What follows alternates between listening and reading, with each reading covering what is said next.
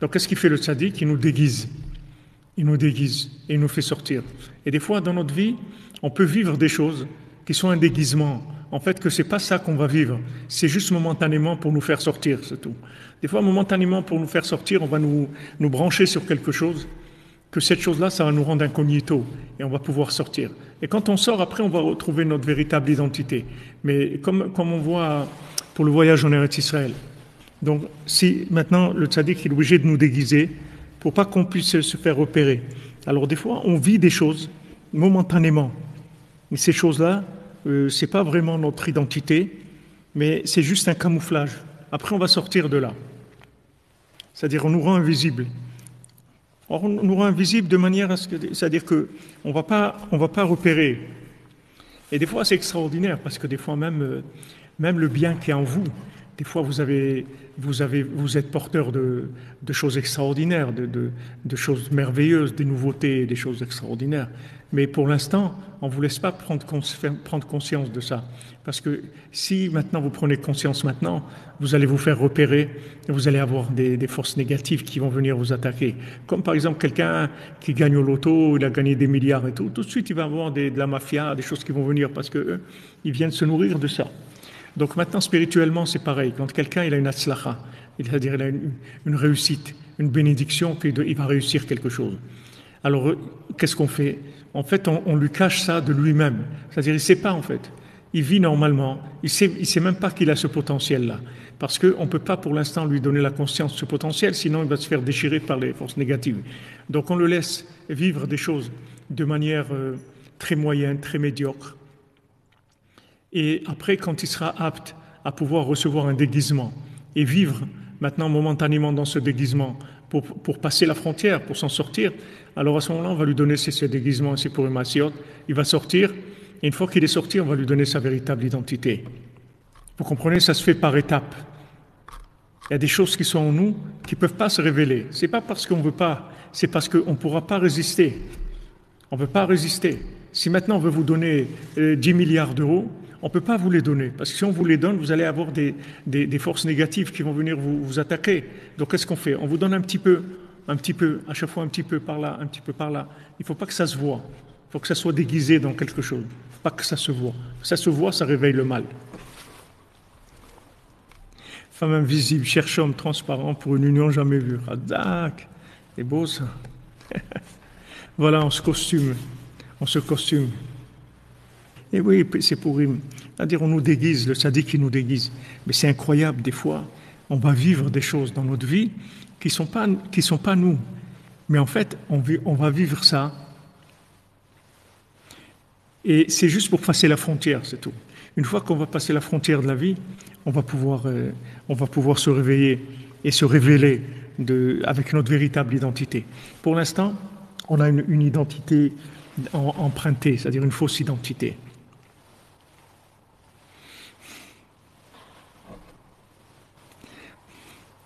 Voilà, on doit passer la frontière.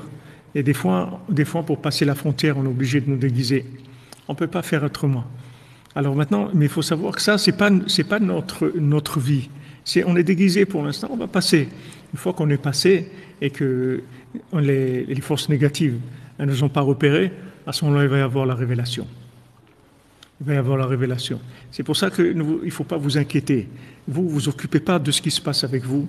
Vous faites les conseils que Rabbi Nachman vous dit de faire, c'est tout. Avec ça, vous êtes sûr qu'on s'occupe de vous et qu'on va vous faire sortir de là où vous êtes. Maintenant, des fois, il y a des noms d'emprunt, il y a des identités d'emprunt, des fois, il y a des habits d'emprunt. Il y a beaucoup de choses qui sont empruntées, momentanément. Après, on va sortir de tout ça.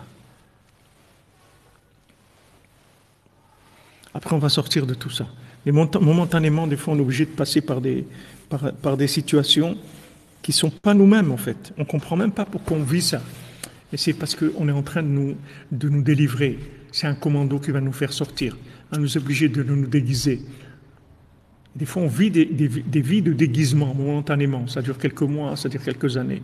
Et après, une fois qu'on est prêt à sortir, à ce moment-là, on enlève le déguisement et on se révèle. Mais des fois, nous-mêmes, on n'est pas conscients de ça. Des fois, les tzadikim, ils nous manipulent à nous-mêmes parce qu'on est en danger. Si quelqu'un, maintenant, il veut naître avant le moment où il doit naître, il va pas pouvoir tenir parce qu'il va avoir des attaques tellement fortes qu'il pourra pas tenir. Qui ne pourra pas tenir. Vous voyez, moi, le Mishkan, ça fait combien d'années? Ça fait 18 ans que je veux construire le Mishkan. Mais il était là, le terrain, je ne faisais rien du tout avec. Tendu des années, des années, des années. Et il y a 5 ou 6 ans, c'est là où ça a commencé. Mais pourquoi? Parce que j'aurais pas pu résister à de telles attaques quand j'étais plus jeune. J'aurais été trop perturbé. Mes enfants aussi, ils auraient été trop perturbés. Ça aurait été trop difficile. Mais quand maintenant c'est venu le moment où il y avait la force de pouvoir résister, alors voilà, le projet, on m'a dit voilà, maintenant tu vas faire ça, tu vas faire ça. Voilà, j'ai commencé à faire tout. Mais ce projet, il était là, il était latent, il attendait. Il y avait besoin, depuis longtemps, il y avait besoin d'un endroit pour les Français. Mais il dit bon, ça viendra. Et à un moment, c'est venu, ça s'est ouvert. Du moment où ça y est, on peut résister aux attaques, alors on nous dit allez, tu peux y aller maintenant, fais ce que tu as à faire. Mais avant, c'est pas qu'on veut pas nous donner, c'est qu'on n'est pas capable de le vivre. Donc ça va être très difficile et ça va être même impossible. À quoi ça sert si vous avez donné une bénédiction à quelqu'un et qu'il a craqué? Comme on dit dans Birkat Kohanim, Hachem, il te donne la bénédiction et il te donne la protection aussi. Parce que s'il te donne la bénédiction sans protection, qu'est-ce que tu as fait? C'est pas une bénédiction, ça devient une malédiction après. C'est-à-dire qu'on ne peut pas vivre des choses. Il y a des fois, on est obligé de passer incognito. Et il n'y a pas le choix. Il n'y a pas le choix. Et ce qu'il faut savoir, c'est qu'on s'occupe de nous. Il faut pas croire qu'on est seul. On n'est pas seul. Hachem, il s'occupe de nous. Les tzaddik, il s'occupe de nous. Il faut savoir que ce qu'on vit, c'est maintenant, c'est bien pour nous. C'est comme ça qu'on doit vivre. Après, on va passer à autre chose. On va passer à autre chose. Donc ça, si vous voulez, c'est très agréable, très désagréable dans la vie. Des fois, on est obligé de vivre comme en incubation, si vous voulez. C'est comme une incubation. C'est-à-dire que des fois, vous vivez dans une communauté, ou avec des amis, ou dans une famille, et ça évolue. Et des fois, après, vous quittez cette communauté-là.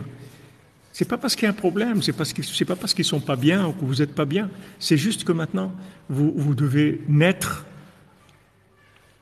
dans une identité qui est plus proche de votre véritable identité.